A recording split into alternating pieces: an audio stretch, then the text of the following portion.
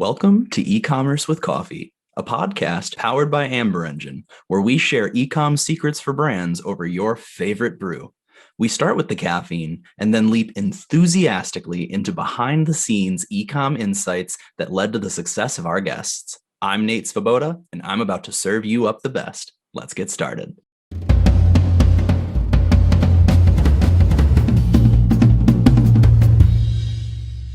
Welcome to this episode of E-commerce with Coffee. Today, I am speaking with Kian Golzari. He is the founder of Sourcing with Kian and a product development and sourcing expert. So he's manufactured products for the NBA, the Olympic Games, the Ministry of Defense, and several global top athletes. So today, we're really going to be focusing on product sourcing and development, as well as what considerations you as a brand need to be thinking about. So Kian, welcome to the show. Oh, Nate, thanks very much for having me, man. It's a pleasure to be here.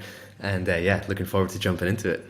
No, me too, man. I'm very much so looking forward to our conversation. We've never spoken about a lot of the things we're going to chat about today. But before we dive into it, I know you're a little sick right now, so maybe you're not drinking coffee right now. But, you're an energetic guy. I imagine caffeine has got to play some role in your life. For sure, yeah. I'm quite particular about my coffee, to be honest. I like making my own coffee, and I use like the French press.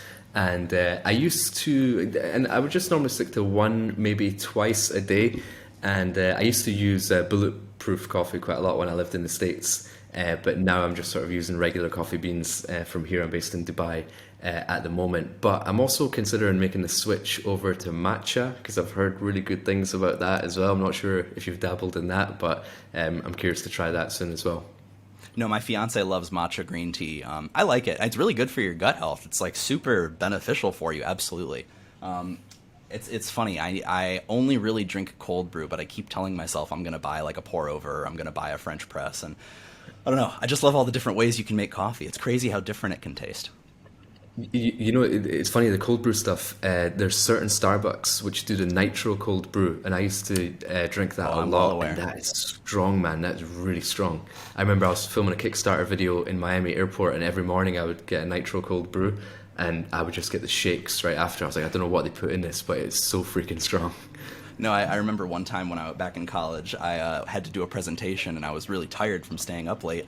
I had one with a shot of espresso, so it was already strong. I put a shot of espresso in it. Oh my gosh, my leg would not stop bouncing while I was standing up giving that presentation. It was embarrassing. But cool, man. Really excited for the call. Really excited to chat with you today. I mean, before we dive into it, can you maybe talk to us a little bit about, your background, and then obviously the craziness that you've been experiencing this past 2 years? Sure, yeah. So I basically specialize in product sourcing, manufacturing, product development, and I've been living and working in China for the past 12 years. In that time, I've manufactured over 2,500 products, visited more than 500 factories, and attended more than 20 Canton fairs. And then, as you said, that led me to work with brands and licenses such as the Olympics, the NBA, the United Nations, Ministry of Defense, as well as a manufacturer for a lot of big box retailers in the UK, Europe, and the US. And then most recently helping Amazon private label sellers as well, because that industry is obviously booming and growing as well. And some of the biggest sellers right now are, brands which do sell on Amazon. So the last 2 or 3 years, I've just been doing the rounds and doing the tours in terms of like a lot of speaking events, which I get a lot of satisfaction out of as well. And I get to learn from other speakers as well. So I just absolutely love this community. And obviously, Nate, you play a big part in this as well by bringing on such amazing guests and, putting out so many good, like powerful and inspiring messages. And I think like there's so much opportunity for us to learn, whether it be from podcasts, webinars, events, mentorship courses. Like the access to information that we have is phenomenal. I'm just proud and glad to be a part of this industry and to be able to help people. No, absolutely. I appreciate you saying that. And I mean, it is very important to be aware of what people like yourself are thinking in these spaces, right? I mean, there are a lot of companies that think that they can just go it alone in the world of digital commerce, whether it's they're just trying to sell on Amazon, they're trying to start up their own D2C site. And the fact of the matter is there's so much complexity that goes into that. And I think that a lot of people just don't really give that enough forethought. Mm-hmm. Well, Kian, you mentioned the Amazon seller community. I'd love that because I'd really like us to start there, right? Amazon is a mix of different kinds of sellers, right? At Amber Engine, we mostly work with brands that manufacture their own products rather than resell or distribute others. Now, you have a lot of experience manufacturing your own products and helping brands with theirs. And what I really want to know, for manufacturers that previously sold their products through distributors and are now looking to Amazon to switch to direct to consumer sales, what do they need to know about brand development? Yeah, that's a great question. And whenever I look at a brand looking to sell on Amazon, I always I think there's some key questions that you should really ask yourself. And once you distinguish the answer to these questions, then you can really figure out and outline what is your strategy in terms of your channels and where you sell and how you sell. And the first thing that I think you should be asking yourself is, are you branding or are you selling? You know, branding is much more long-term thinking. It's building an asset. It's planning to maybe exit your business in the next few years. And then if you're a brand, you know, you can first, the first test you should give yourself is, what are my core values, right? Because I see so many people selling on Amazon, but they're not necessarily branding, right? And I feel that core values is such an important aspect of the branding journey. And if everyone in your company does not know what your core values are, then you haven't really established yourself as a brand yet. And I think, like, you know, so you can be branding or selling, and then, you know, obviously branding also allows you to build your own community, build your own list, and then you can market and sell to that list, and you can bring that list onto Amazon as well if you want to gain like a lot of traffic to your listing. But there are people who just sell products on Amazon, and that's okay as well. I've seen people who are very, very successful just selling products on Amazon, but maybe their window of opportunity is much less, and they have to sell something, be first to market, then it'll get very competitive, then the price drops, and they move on to the next product. You can still sell a lot of units and make a lot of profit. However, that is a much different game to the branding game. So the first question you should really be asking yourself is, are you branding or are you selling? And then after that, do you have something of innovation? Because some people, like, you might just be doing Me Too products, or you might be doing innovative products. And if you're doing products of innovation, then you might want to consider other sales channels before you arrive on Amazon. You might want to consider selling on Kickstarter first. You know, build your list, create a wow factor. We raised $1 million on Kickstarter, and now we're available on Amazon. That might be the story you want to tell. Or you might want to say, okay, we're going to go Kickstarter, then we're going to go Shopify, then we're going to go Amazon. And if you go Shopify, then obviously you get to own that customer experience, and you get to build up that list, and then you get to remarket to that list when you have new products. But obviously one of the dangers of Amazon is that the list belongs to Amazon, not to you. You don't necessarily get the email address of your customers, but what Amazon does give you is warm traffic. So as long as you can rank near the top of Amazon, someone going on Amazon.com is looking to buy something, and if you can appear near the top, then you're going to get that sale, and you're going to benefit from their traffic, but not only their traffic, but their reputation as well, right? Because people feel comfortable buying from Amazon.com because, you know, they know that if there's any hassle, they can just return it, next day delivery, no questions asked. They'll get their delivery quickly as well. But if someone was to arrive on your website and they'd never heard of your brand, they don't have that confidence that, will I get my money back if I don't like it? Will I get this delivered next day? You know, so Amazon does bring a lot of benefits to you as a seller as well. So I love all of what you just ran through. Now, a lot of people that I've talked to, you know, have differing opinions on, you know, do you start building a website, build your, you know, following, own your own, you know, own the emails, own the lists, own the marketing stuff there, and then once you've seen success, move over some of your products to Amazon. Other people feel very differently. They say, hey, 66% of consumer searches are starting on Amazon, and roughly 80% of those people are going with the intention to make a purchase.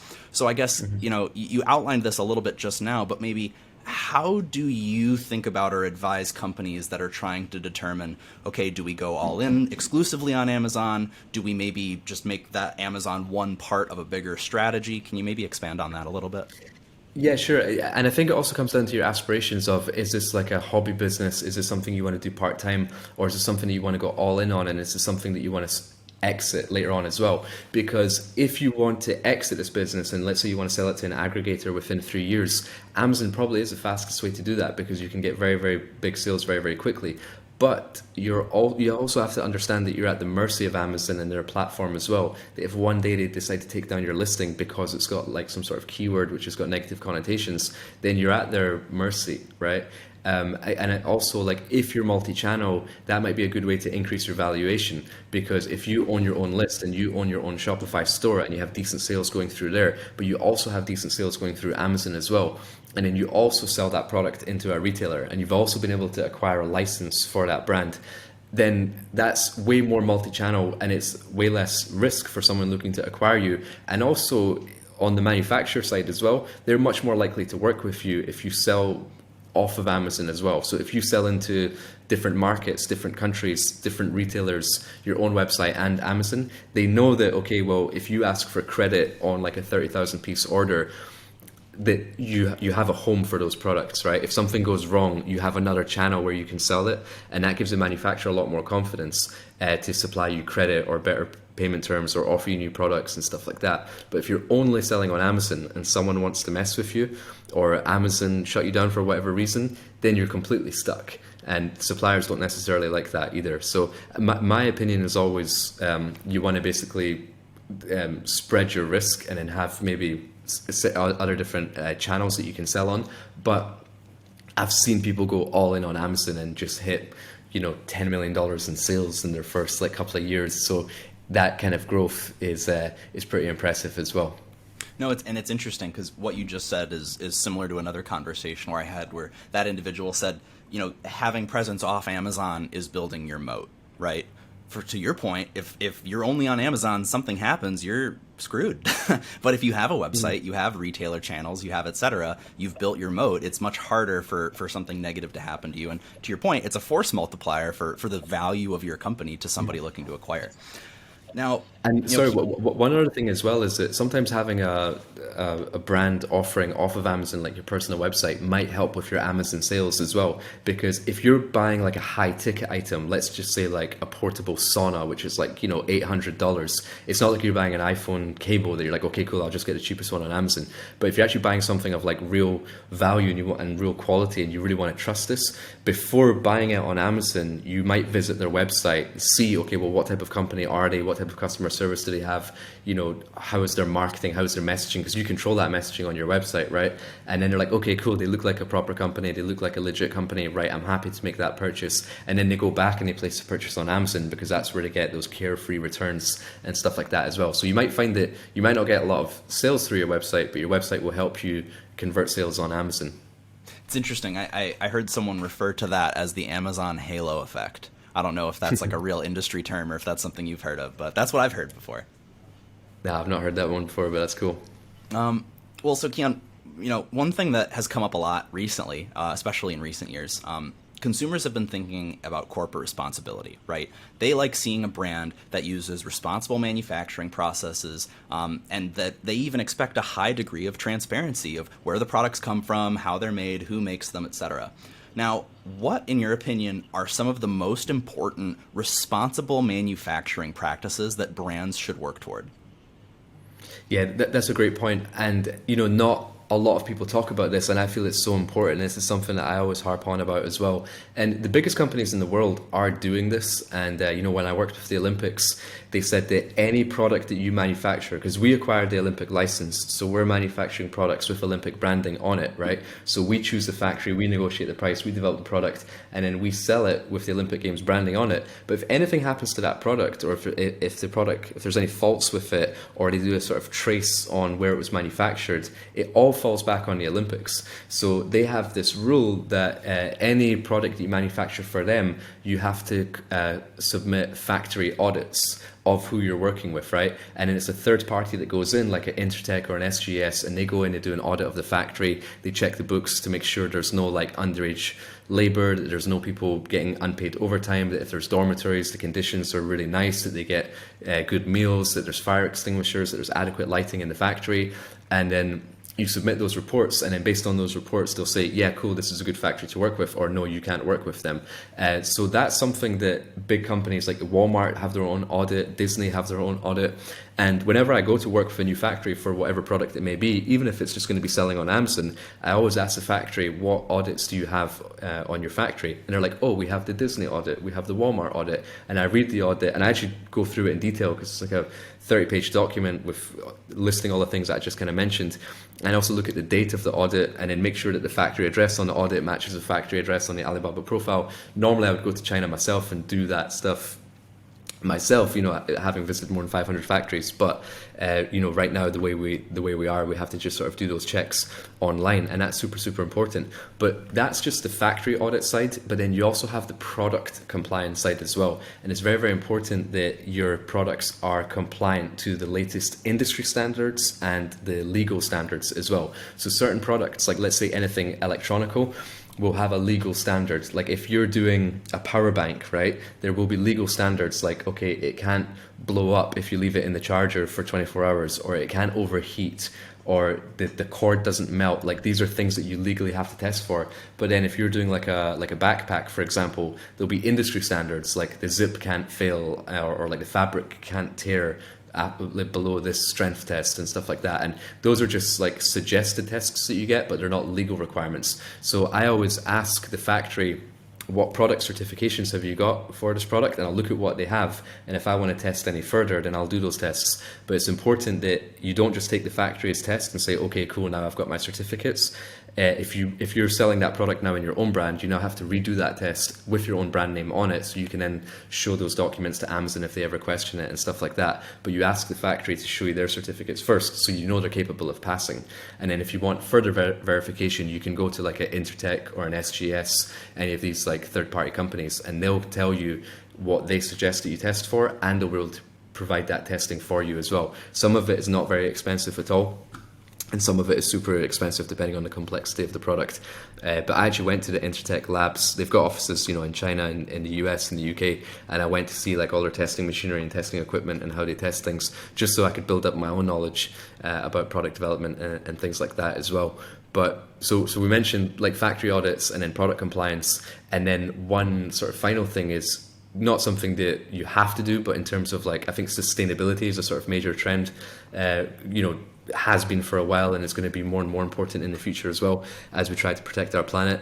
So I think that like, using recyclable materials, reusable materials, organic materials, reusable packaging, stuff like that will really help in the messaging of your product and help with your sales, plus help the environment. And I know that there are so many standards for this sort of stuff, and I've used these types of materials before, and it's really not that much more expensive than the regular materials anyway.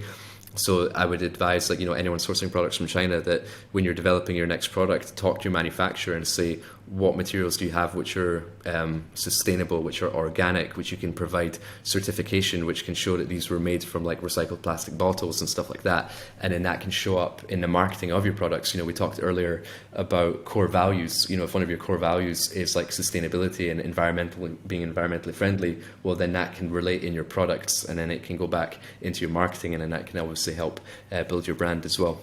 Yeah, and I I saw, I think it was on LinkedIn or something, I saw a post recently, Patagonia is always, whether you like them or you hate them, they, always have their stuff that comes out that says, this is what we're doing for the planet. And one of the things that I saw recently was where you can actually send like your coat in if it tears or something happens, and they'll repair it. And then they actually give you a message that not only tells you, hey, thanks for doing it, here's the tracker so you can know exactly when it's going to get back to you, but they actually give you a high level idea of the impact that has on how much less water is required to do that, how much, so all that stuff, it's really interesting to me. Now, taking that one step further, and I personally don't necessarily think what I'm about to say of Patagonia, but a lot of companies, it's really easy to virtue signal, right? Like, okay, we're doing sustainable stuff, et cetera, yada, yada. How do you think that these responsible manufacturing processes should become part of their brand and messaging to consumers so that it doesn't turn into, virtue signaling? Yeah, it's a really good point. And I think that like for traceability of who's actually doing it properly, you do get certificates. There's like global recycling standards, like that's one of them, and there's a few other ones. And depending on what type of like sustainable process you're going through, your manufacturer will get a certificate that these raw materials have come from a sustainable source. And then these are from like really highly accredited companies as well. So you can now start to put that stamp and that logo either on your products, on your hang tags, like on your website, to show that these have come from a sustainable source. And then with video content being more and more popular these days as well, like I would sort of encourage everyone to have like videos of their manufacturing process in terms of the traceability of it. I mean, at the moment I'm working with with a charity at the moment to they collect a lot of plastic bottles from the ocean. They collect them from Bali, and they're like, we normally just give these plastic bottles and glass bottles to recycling plants, but now we want to, what I'm doing is helping build the machine in China, which then melts those plastic bottles, like, scrapes them off the paper, like sorts them by color, melts them down, chops them down into little plastic pellets, then melts them, and then that melted plastic then turns into textiles like polyester, which are then used for either clothing or backpacks and stuff like that. And we're talking about, documenting the whole thing to say, like, this is our process from collecting the bottle in the ocean to turning it into this textile, which then turns into this hoodie. And we're super excited to document that process. So I think, like, anyone who does use those types of like processes in their manufacturing for proof, it would be great. And like, as for education to everyone else and for entertainment, it's exciting, it's interesting, I would definitely sort of vlog or video that whole process as well. No, it's interesting. I can especially with, I mean, maybe this wouldn't be the medium you were referencing, but even with things like TikTok now, right, where there's like micro videos or like micro engagements, like those, that seems like that'd be an awesome thing for a brand to have if they had like a following or something like that. So, pardon me, Kian, you've been doing this for a while, right? What are some of the biggest changes that you've seen in regards to how products actually get developed? Yeah, it's a great question. I mean, like, so I went to China for the first time in like 2010, and I just fell in love with it. The first time I went to a factory, it really, really blew my mind, and that's why I just moved. That was a 2-week trip. I turned it into a three-month trip. After 3 months, I went back home to Scotland, got my things, moved back to China, set up an office there, and then that's when I started to live there. It just because product development just fascinated me, and I've always been like very hands-on, go to the factory, work with the supplier, solve these problems together. But then obviously in the last sort of 2.5 years, like, we've not been able to visit China. So the biggest changes that I think have happened and people need to be aware of is that product development process has moved online. And even like within your office, you would have product development teams that would get together and they'd all sit around the desk and suggest different materials and things like that, and really have a collaborative effort. But now it's really challenging to do that from home. But we're kind of forced to use like online sources, and the main ones being, well, to source our products first of all, but then after that, like, developing it with the manufacturer that we meet through these online sources. But for anyone, thinking about it, like, the main sources for online sourcing are, Alibaba.com. I'm sure everyone's heard of that, and there's like good ways and wrong ways to use that. Also 1688.com, which is like a domestic version of Alibaba, which I'm sure some people have talked about, but I do not recommend it whatsoever. I think it's a terrible resource to use because they don't comply with the certificates that we require in our home market, because that's a marketplace just for China. Globalsources.com is a good one. They kind of have like different, I wouldn't say better suppliers, but just different suppliers than Alibaba, maybe slightly different products, maybe slightly more innovation.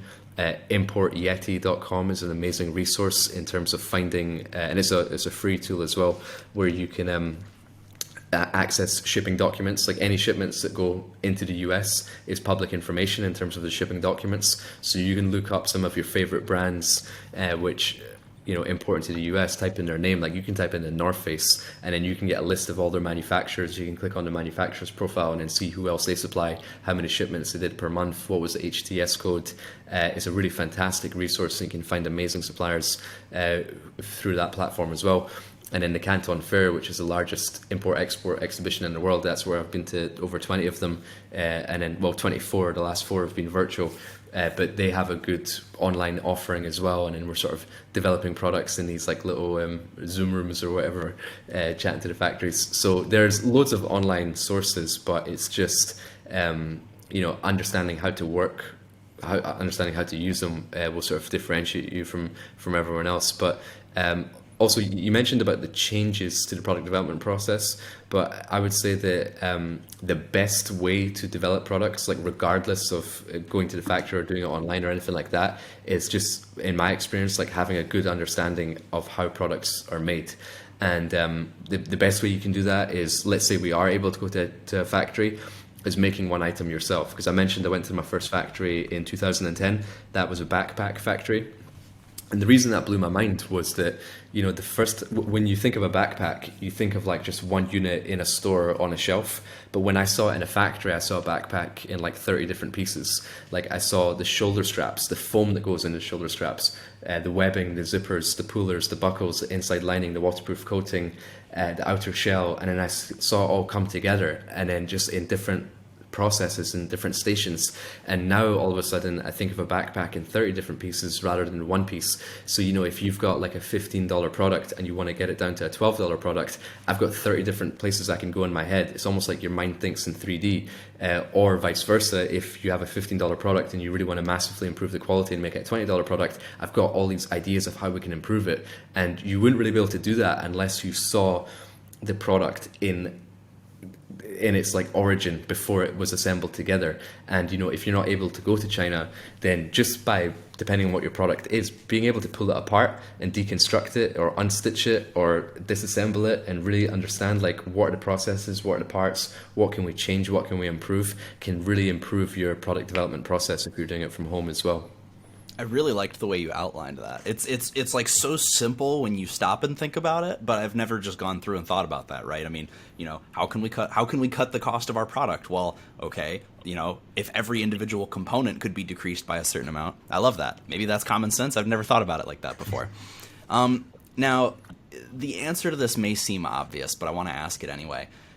If you looked at the changes strategically, right, it sounds like the biggest change is the shift to online versus strictly being in person. What do those changes mean in terms of possibilities for brands? Well, I would say it's access to the number of factories, right? Because I never used to use Alibaba ever. I would always go to China. I would always visit the Canton Fair, and the Canton Fair is the largest import-export exhibition in the world. There's over 26,000 exhibitors, and they're all the top factories, right? Because the buyers who visit that show are the serious buyers. They're the buyers for like your Walmarts and your Targets and your Disneys and stuff like that. So they're getting such good orders that they don't feel the need to list their products on Alibaba because their production lines are already full with such large customers. So those were the type of factories that I would go and work with at the Canton Fair. Now, because Canton Fair hasn't gone on for the last 2.5 years, well, now they're forced to put their products online. So now if you go on Alibaba.com and import Yeti and stuff like that, you'll start to see some of the top manufacturers that 2.5 years ago you didn't have access to these guys because they wouldn't even list their factory information online. Now you can access them. But to access them, it's not as easy as, there's no website which you can go to and say, hey, find me the best factory for blue light blocking glasses. It's a process that you have to know, right? Who are the good factories? Who are the terrible ones? What are the sort of things I should be looking for? And if you want, I can jump into it real quick to tell you, like, if you're going on Alibaba for the first time, what sort of things should you look out for? And for anyone listening to this, I would advise you get Alibaba.com in front of you, and when you type in the product you're looking for, let's just say it's like blue light blocking glasses, and you hit search, it will have products as the main search, and it will bring up all these different listings, and it'll say, well, this one's $2, this one's $5, this one's $8, and they all look the same, and you're like, well, how am I supposed to know which one's like the higher quality or the better value? But next to where it says products in the drop down menu on the search bar, you can change that to suppliers. So the purpose of Alibaba is to find the best suppliers, not necessarily find the cheapest products. Once you find the best suppliers, then you can negotiate the price down. So now I just change the search from products to suppliers and then hit search, and then it will probably bring up like, 900 factories or something like that. And then the first two checkboxes that I'm really clicking are the two at the top, which are trade assurance and verification. So trade assurance just means that your payment is protected. If you ask for a red frame, but they give you a blue frame, well, Alibaba will refund you that money because you didn't get what you asked for. Super, super important. And then the other one is verification. That's probably the most important thing on Alibaba is verified information. And what that means is that if the factories say they have 200 workers, or if the factories say they have 50 sewing machines, or if the factories say we're based in this location, or we were formed in 2008, that means that that information has been verified by a third party. And if you click on any factory listing and click on company profile and scroll down, all of that information, which has been verified by a third party, is highlighted in blue and it's got a blue tick next to it. That way, like, you can look at the images on their listing and be like, whoa, okay, great, they've been in business since 2005. So yeah, fantastic. They've been going for like 17 years. Right, great. They have a lot of experience. Oh, they have 250 workers. It means they're a decent sized factory. Great. Oh, they have these certificates. They supply these companies. Oh, they have these patents. So super valuable information that we know has been verified by a third party. But if you're still on that search page, on the left side as well, you can select certification. And there's ISO 9001, ISO 14001, and BSCI. Those are the three ones that I always tick. And 9001 is a quality standard, 14001 is an environmental standard, and BSCI is your business social compliance initiative, which is kind of like those factory audits that we were talking about before. And it's not common that the factories will have all three of them, but they might have one or two, and then that just means that you're aligning with the top factories. So you've found the top suppliers doing blue light blocking glasses where your payments are protected, the information is verified, they have the top certificates, and then I think it's maybe narrowed the list down to like maybe 50 or 100 different companies, and at the start maybe there was like 1,000, and then from that list I would scroll down, and in the top left hand corner it will have like the number of years, and that's the number of years that the supplier's been on Alibaba. So you want to be looking at the ones which say like 8 years, 10 years, 5 years. I like to work factories which have been on Alibaba from before e-commerce got popular, so you know that like they're actually like a proper factory and not just a middleman. And then on top of that, like the first word in the company name is always the city or the province in which the factory is located. And in China, like each area specializes in a specific product. So Shenzhen in the south specializes in all the electronics. So if you're looking at iPhone chargers, it'll be Shenzhen. If it's backpacks, it's going to be Xiamen or Chenzhou. And for blue light blocking glasses, as I scroll down, it seems like Wenzhou is the name which comes up most common. So I want to be selecting a factory which has Wenzhou because it means that they are located in the area which specializes in glasses. So, and then once you click on a Wenzhou named company, which is more than 5 years, there'll probably be like maybe 5 or 6 of them, add them to your favorites, click on the company profile.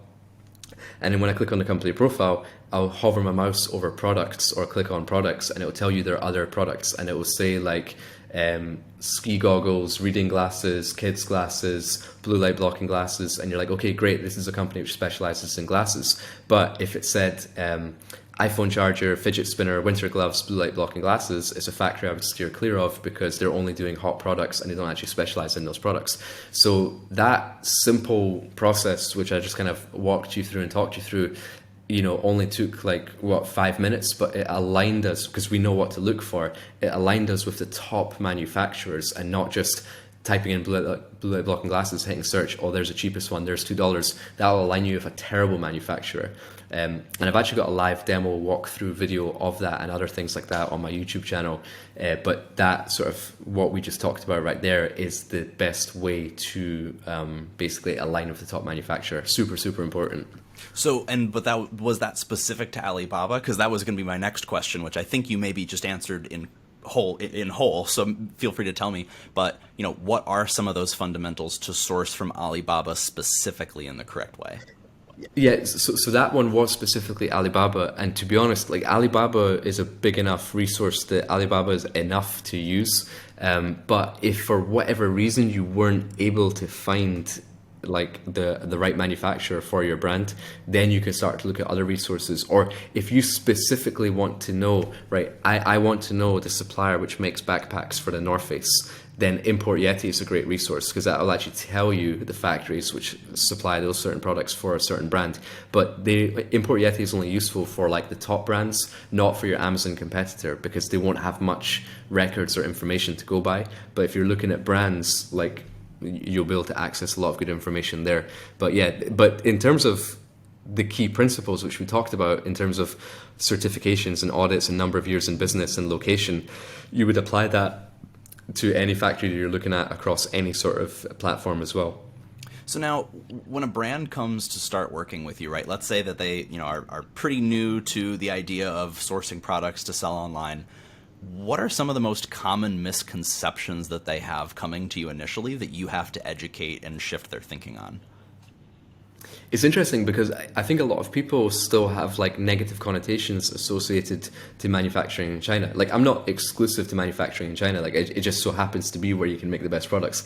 But I've also, sourced from Korea, from Vietnam, from Bangladesh, from Sri Lanka, from Italy, from the UK, so I have like sourced all over the world, but it just so happens that China is one of the best. But like, I'm sure someone probably read a newspaper article 20 years ago about China having like underage labor and stuff like that. So they just assume that it's like really low cost labor. But in actual fact, do you know that like a factory worker gets paid double what someone in Starbucks gets paid in China? And it's the problem that China has with their labor force at the moment is that they have an aging population, right? So normally, if for work, you would go and work in a factory. But in the last sort of 10, 15 years, China's gone through such a massive growth and their middle class has developed. They didn't used to have a middle class, and now they have a middle class which is developed. And so now they have desire for restaurants, bars, nightclubs, KFC, Starbucks and all that. So if you're like a young person looking for a job, you would much rather work in Starbucks and play on your phone and have conversations than work in a factory morning till night and manufacture products. So the younger generation are now going towards, those types of bar and nightlife industries rather than going to factories. And then what they have to do is move the factories more and more inland, move them more and more rural. I used to get off a plane in a major city in China and then just take a car for 30 minutes and I'll be in a factory. Now I need to get a plane into a major city and take a 4-hour train inland to get to those factories. And then to keep those workers in the factory, they have to pay them a lot of money. So factory workers are actually very skilled workers and very high paid workers. And that can be quite a common misconception about, getting your products manufactured in China. And a lot of people say like, oh, this is made in China, this must be a cheap product.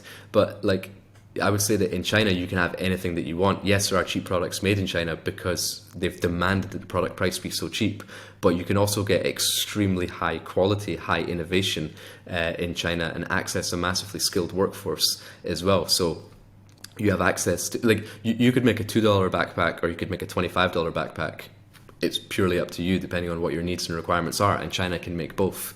So it's they are definitely capable of making a lot of different options. But I think that some of the biggest things that we need to sort of shift people's thinking on is if you are involved in e-commerce and you are sourcing from China and maybe you've just started, right? I think there's 3 main things that you should kind of focus on. And the first one is pre-shipment inspections. I think having worked with hundreds of different sellers, I was really amazed at the number of sellers which didn't do pre-shipment inspections.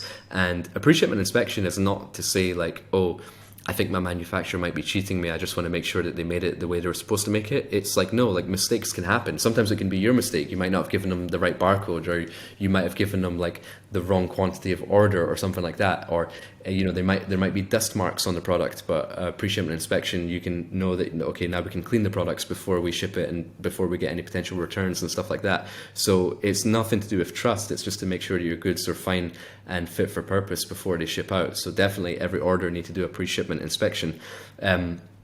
Number 2 is that I've noticed a lot of sellers outgrow their supplier. And what I mean by that is that, okay, you want to get involved in e-commerce, you just took this course, now you want to do your first product, you want to do a trial order first, you just want to order 300 pieces and test this out. All right, cool, your first product smashed it. Now you're doing like 2,000 units a month, but you've just kind of stuck with that same manufacturer and stuck with that same price, not knowing that because you were only doing 300 units on your first order, you didn't necessarily align with the top manufacturers for that product. Maybe they dismissed you. But now that you're in a position where you're doing, 24,000 units a year, well, now you can actually get the best price and you can get the best manufacturer, and you've kind of outgrown your supplier. So I think it's normal if you feel like you've had like actual growth in your company, now reassess your supply chain and see, am I getting it from the best factory? Am I getting it at the best price? And then have that reassessment, every sort of 6 months or 1 year. And don't get me wrong, I'm not saying like just switch your supplier every 6 months or every time you grow, but definitely shop around, have a specification sheet, send that to multiple suppliers, and then get the best price, and then go back to your existing supplier and say, hey, we've been buying this product for $10. I'm getting prices for like, $8.50. I need you to match the price. Otherwise I have to switch it. And then they'll just say, okay, cool, we'll match it. And then that way you get a nice price reduction, but you haven't had to go and find a new factory or anything like that. So definitely, make sure you haven't outgrown your supplier. And then the third thing that I would also mention is that like a lot of people fail to realize that there's profit in the buying price not just the selling price. A lot of people think, okay, cool, I'm going to buy this product from China for $10 and I'm going to sell it on Amazon for $40, not knowing that we could have actually bought it for $8. So you could have actually saved $2 in unit cost, and that extra $2 per unit could have gone towards, offering a lesser price to your customer, or to spending an extra $2 on Facebook ads, or to hiring a new employee or a VA. So you have to really understand that there's profit in the buying price as well as the selling price. So you have to be really, really strict in your process to make sure you are getting your best price as well. No, and that's extremely important, right? Because too often people say, people think, oh, awesome, we saved money up front, so then that's just money saved. We'll pass that on to the consumer, pass that on to R&D, to your marketing budget. I mean, Facebook ad spend can be directly correlated with increased traffic, and so I think that that's super important. Pardon me. Kian, I feel like we could probably talk for hours and hours. The last big question I want to ask, China, at least as relating to manufacturing and sourcing, right? The U.S. China relation really seems to be a moving target for brands, especially in recent years. So for those brands that are trying to be strategic about their product sourcing, what do they need to bear in mind as it relates to the U.S. China relationship? It's super interesting, and I monitor the sort of China-US relationship quite a lot, but it doesn't seem to affect the import-export and the manufacturing, apart from Trump adding those tariffs in September 2018, which didn't really change much in terms of what we order and what we manufacture from China. And the core thing is that in this regard, the two countries really need each other. The China needs US to order these goods. And also it goes the other way as well. But what I would say is that China is still the number one place in the world for manufacturing product. And a lot of people say to me, well, hey, China's becoming very expensive. Shipping costs are really high. Import tariffs are really high. Well, maybe I should do this product from Mexico, or maybe I should do it from, source it here in the USA. And what I say to that is that no other country has the infrastructure, the skill, the skilled labor, the scale, the high-tech machinery, the relatively low-cost workforce. I mean, I wouldn't say it's low-cost workforce, but it's relative low cost to what you would pay here in the US, whilst offering, payment protection that we get through trade assurance, verification that we get through Alibaba. So, you could go ahead and try and source this from your home country. And I've tried to do that as well. I've tried to source products from the USA, and what other country in the world, if you're I need 10,000 units of this and I need it shipped in 45 days, can do that? But if you go to the US, sometimes they don't even reply to your emails. You phone them, they don't pick up the phone, or oh, this is going to take 6 months. So yes, it's interesting, and you should definitely try it as an exercise to try and source your products from other countries. But at this moment in time, no country comes close to the scale that China can offer us, and the infrastructure that they have in terms of their ports and their roads and stuff like that. And I have sourced from other countries as well. And if you are going to source from other countries, I would say it's very, very important to source from the country which specializes in the raw material of the product that you're sourcing. So for example, you can't just sell iPhone chargers and be hey, I want to make these in the US now. The price would be 10, 15x, right? But other countries specialize in certain raw materials. So for example, India specialize in leather, in cotton, in canvas, in wood, in handcraft products. So if those, and Korea is more cosmetics and beauty and skincare. So if those are your niches, then you can go to the particular countries which specialize in those types of product and source from there. And India, they've got a website called indiamart.com. You can go there and sort of chat to Indian suppliers and stuff like that. And also Alibaba are starting to welcome suppliers from all over the world, not just China. So as an example, if you go to Alibaba.com and type in leather jacket, because we know Pakistan and India specialize in leather, when you type in leather jacket, not switching it from products to suppliers, just keeping it on products, and you scroll down on the left side of the page, it shows you the number of countries, and it shows you the number of hits that search term has had per country.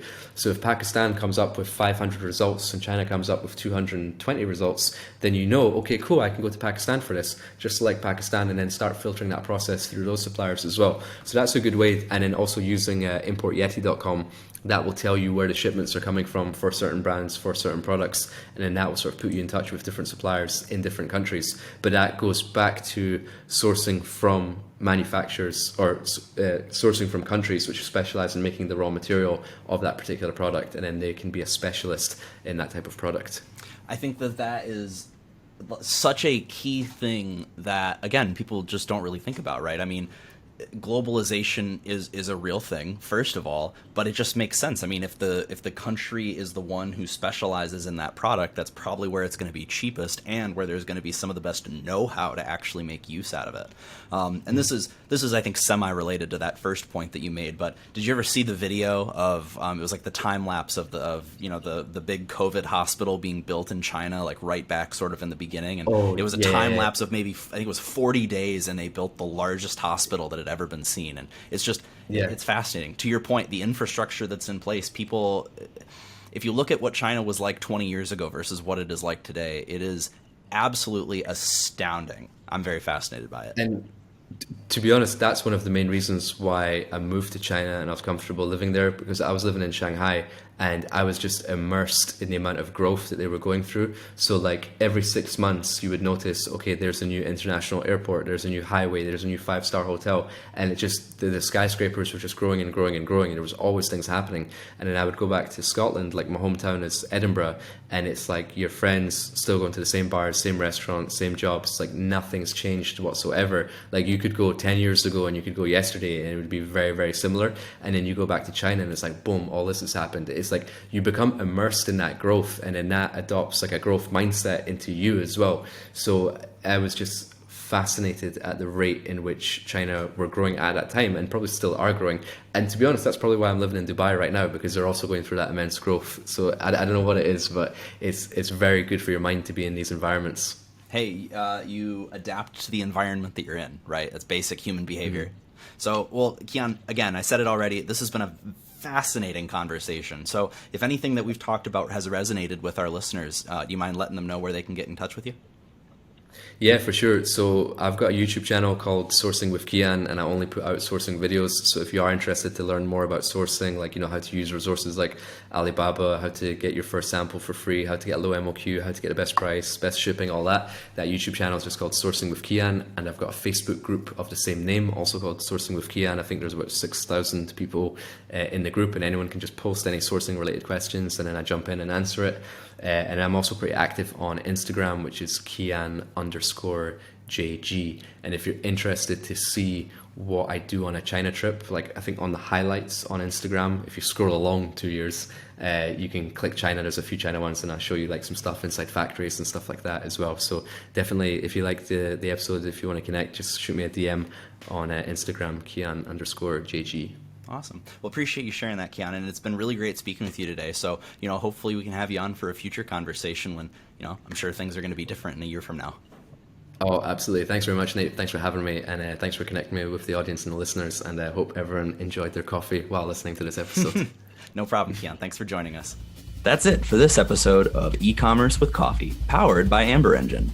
If you haven't gotten your fix yet, be sure to get more e-commerce brand secrets on our website at amberengine.com. And don't forget to subscribe for more episodes.